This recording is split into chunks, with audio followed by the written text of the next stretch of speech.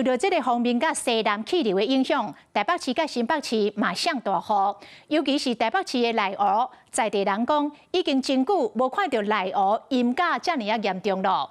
另外，新北市的淡水嘛攏做大水。半周了，車一個駛過，攏會噴水花，大路煞變大坑。不慢，20不慢。駕駛攏唔敢駛傷緊，就驚講發生意外。受到鋒面甲西南氣流的影響，西半部變大風。咕嚕咕嚕的，我好。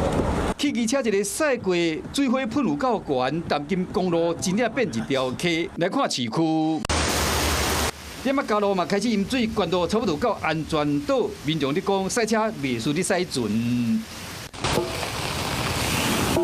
含人腳掛攏會跳，經過機車趕緊閃，因為熊熊變大雨，市區排水溝啊一時無材料消透，雨水為水溝外噴出來，台北市區同款嘛有災情。內湖的大湖公園一直出落水，袂輸是小水牆，文德路嘛因為大雨攏淹水。你看那個摩托車，全淹了。對啊。有人佇車內翕到這個畫面，袂輸你過江。民眾講，這是佇那里風台了後，佫去看到內湖淹甲呢。可能大學校園內樓梯嘛變水牆，德明科大佫較慘。看到這款畫面，學生啊只好慢慢啊行。